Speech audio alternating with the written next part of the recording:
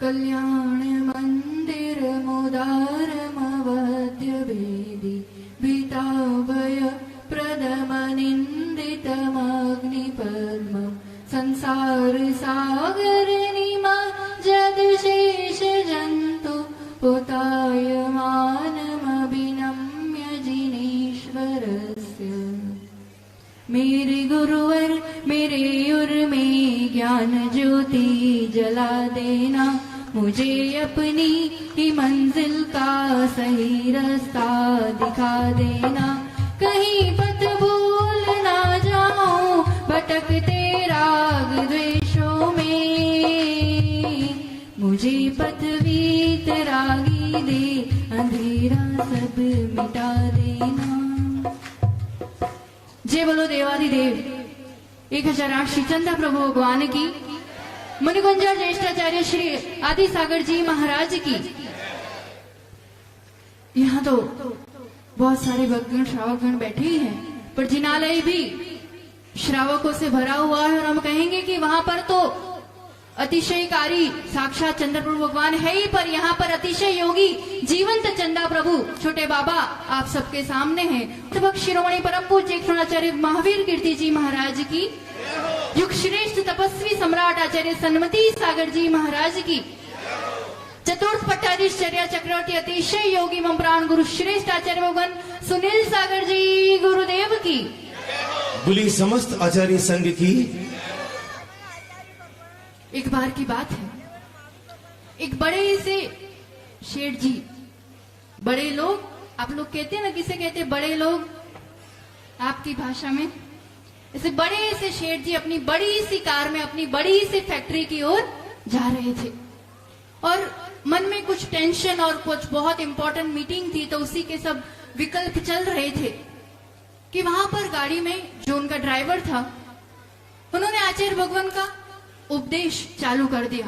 गाड़ी में रहती है सिस्टम, तो प्रवचन चालू हो गया और आचार्य भगवान अपने उपदेश में कह रहे हैं कि क्या पता आजकल इंसान कौन सी अंधी दौड़ में लगा हुआ है, धन धन धन धन, सिर्फ धन के पीछे ही पागल हुए जा रहा है और अंत में सिर्फ निधन हाथ लगता है, उसके साथ कुछ भी नहीं जाता, एक अंश भी नहीं जाता। और इस तरह की बातें जब वो सुन रहा है तो अंदर उसे जिज्ञासा भी और एक बहुत जबरदस्त टेंशन की हो, मैं इतना सारा कमाना और इतनी मेहनत कर रहा हूं, मेरे साथ कुछ भी नहीं जाएगा, ऐसे कैसे पॉसिबल है।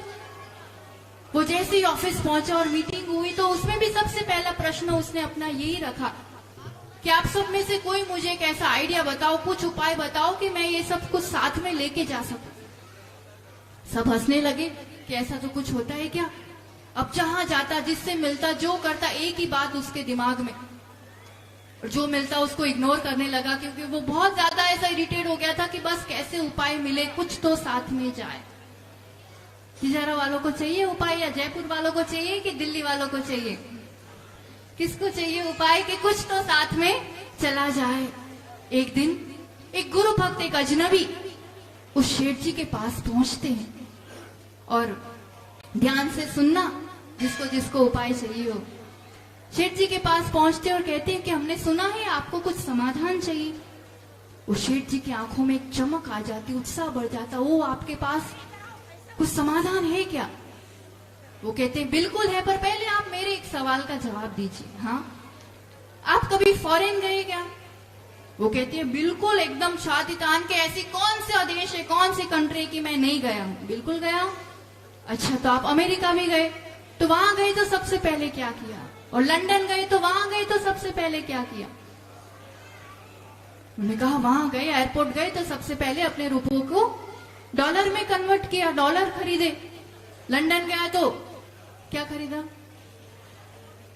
पाउंड खरीदा। तो वहां क्यों, आपके पास तो इतने सारे रुपए, तो ये करने की क्या जरूरत पड़ी।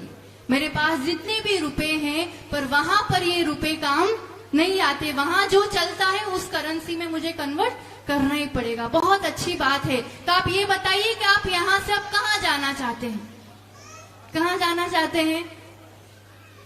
सब कहेंगे मोक्ष जाना चाहते हैं, यहीं बैठे बैठे सोफा पर, है ना, मोक्ष तो जाए ना जाए, पर स्वर्ग इस काल में इतना पुरुषार्थ हो जाए कि दुर्गतियों से बच जाए और स्वर्ग चले जाए। तो स्वर्ग जाना है तो जहां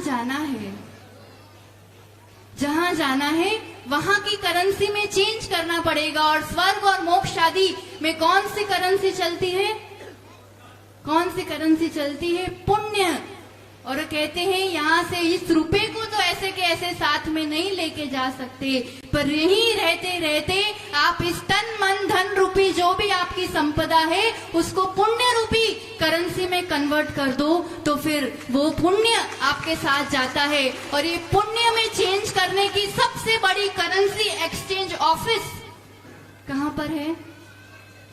करेंसी एक्सचेंज ऑफिस कहीं पर है तो ऐसे सच्चे देव का दरबार, चंदा प्रभु का, तिजारा का दरबार, या कहो ये चलते फिरते तीर्थंकर जिनके दरबार में उनकी संगति में आने से इस ऑफिस में ही आपका ये जो जितने भी कमाई है और जो आप कर रहे हैं वो पुण्य में कन्वर्ट होता है और वो पुण्य साथ में जाता है। ये तो सातिशय पुण्यात्मा है ही, जो जहां जाते हैं वहां अतिशय होते हैं, जहां जाते हैं वहां सुभिक्ष होता है, जहां जाते हैं वहां जन जन के लिए सुख का मार्ग प्रशस्त होता है। पर इनके सानिध्य में आने से, इनकी संगति में आने से, और ये सबसे बड़ा पुरुषार्थ है आज के समय में, इतनी बिजी लाइफ में देव शास्त्र गुरु की संगति में अपना समय देना, पुण्य अर्जन करना। और पुण्य अर्जन का भी बहुत सारे सोर्सेज है, पर उसमें कुछ मुख्य चीजें अष्टपावड़ में आचार्य भगवान ने बताई है। श्रावक के लिए सबसे बेस्ट तरीका है पुण्य कमाने का दान देना, और फिर व्रत आदि करना, वो निर्दोष पालन करना, उपास करना और जिनेंद्र भक्ति करना। और कुछ कर पाओ ना कर पाओ, जिनेंद्र भक्ति और गुरुओं के प्रति, देव शास्त्र गुरु के प्रति दान, ये चीज तो हो ही सकता है। और दान करने वाले दानवीरों की लाइन देखो कैसे, कितने चौके लगे हुए। ये पुण्य प्रताप, कभी कुछ कहना नहीं पड़ता, करना नहीं पड़ता, पर ऐसे सेवा में लगे रहते। अभी नाम बोले थे जिनके लिए कि गुरु भक्त और संग सारथी और हमेशा सेवा में तत्पर, वो यहाँ सम्मान के लिए नहीं खड़े हुए, वो दान की तैयारी के, आहार दान देना है। 365 दिन के चौके लगते हैं। ऐसे जीतू जी और महेंद्र बंडी जी, कई श्रावक, और यहाँ का एकमात्र ऐसा संघ देखो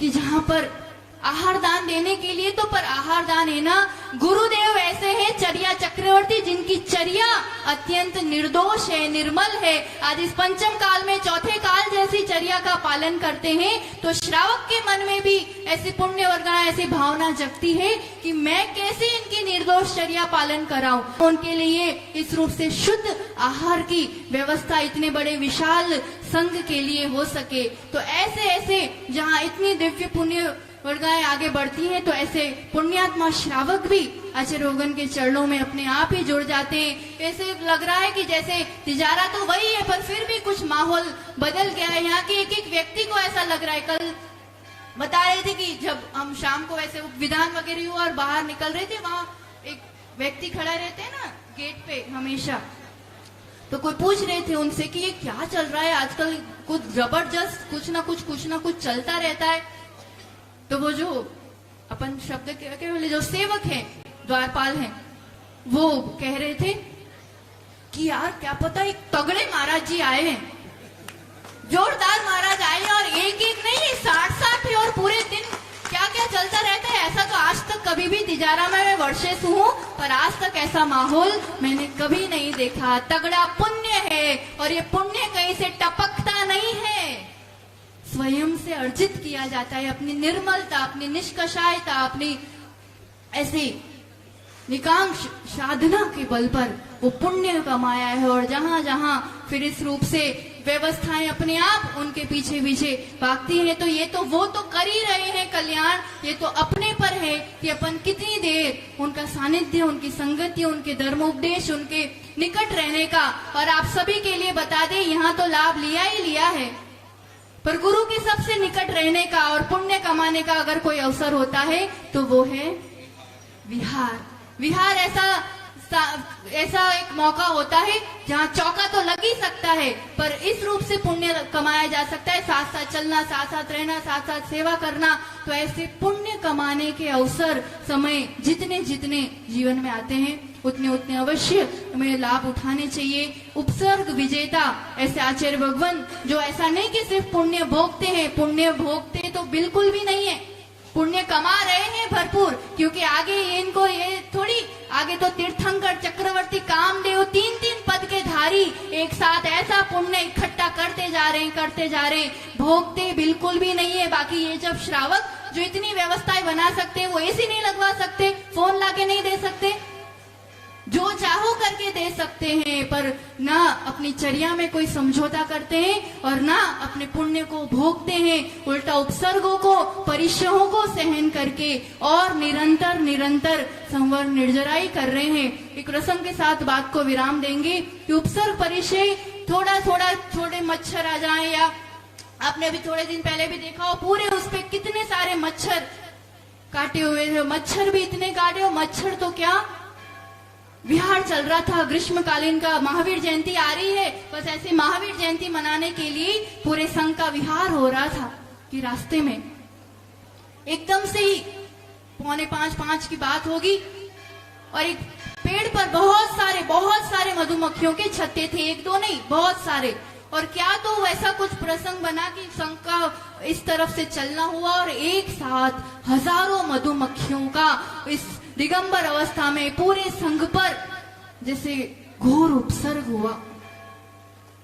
और ऐसी स्थिति में फिर भी चलते ही रह रहे हैं, मधुमक्खियां सब तरफ से डस रही हैं, काट रही हैं। ऐसे में फिर मिट्टी की तरफ जंगल के रास्ते चले गए और वहां थोड़ी देर ध्यान के लिए बैठ गए, और आगे फिर अंधेरा होने का समय, तो स्थान तक नहीं पहुंच पाए, तो जहां रास्ते में अंधेरा होने का समय हो गया, जो एक पत्थर जैसा था उसी शिला पर बैठ गए। सब पुलिस भाग खड़े हुए, बीबीसी लंदन वाली टीम जो रिकॉर्डिंग कर रही थी सब भाग खड़े हुए। ऐसे समय में कौन साथ देता है? हाँ, खबर पहुंचती गई तो डॉक्टरों की लाइन लगी, नेताओं की लाइन लगी, क्या हो गया, संघ पर उपसर हो गया। और ऐसी स्थिति में एक आध कोई मच्छर चींटी काट जाए, मधुमक्खी काट जाए तो क्या होता है, कभी एहसास करके देखो, और सीधा डॉक्टर के पास पहुंचते हैं। यहाँ इतनी सारी सैकड़ों मधुमक्खियों ने शरीर पर काट लिया है, पर जैसे ही 7 बजी शिला पर बैठे कि क्या किया, तुरंत दिग्वंदना करने के लिए बैठ गए, सामायिक करने के लिए बैठ गए, और सामायिक में ही इस रूप का ध्यान, इस रूप का चिंतन, थॉट पावर बहुत बड़ी होती है, और आचार्य भगवान में वो चिंतन और विचारों की शक्ति बहुत गजब की है, ध्यान की गहराई। अभी रोज यहाँ पर भी सुबह ध्यान होता है और ऐसे एकाग्रता के साथ ऐसा माहौल बनता है ध्यान की गहराई से कि चंदा प्रभु भगवान पर, महावीर भगवान पर अभिषेक हो रहा है, और मेरा भी वैसा विकार निकल रहा है। रोज इसके ध्यान की इस ताकत पर, इस पावर से फिर तुरंत उनको वमन हो गया, और दूसरे दिन भी जैसे 10 किलोमीटर चल के जाना है, जैसा नॉर्मल विहार चल रहा है, न इतनी सी सूजन, न इतना सा कोई विकार या कुछ भी उनके शरीर पर, बिना कुछ दवाई लिए, बिना कुछ औषध या बिना कुछ उपचार कराए। यहाँ डॉक्टर्स खड़े हैं कि ये कर लूं, वो कर लूं, पर कुछ भी नहीं। अपनी सामायिक पे, अपने ध्यान, अपनी साधना के बल पर वो खुद का भी उपचार करना जानते हैं, हीलिंग जानते हैं, और इनसे बड़ा हीलर या इनसे बड़ा डॉक्टर और कोई नहीं होगा कि जो शरण में आए उनके लिए भी वो अपनी ऊर्जा से, अपने आशीर्वाद से, अपने थॉट पावर से उनके लिए भी हीलिंग करना जानते हैं।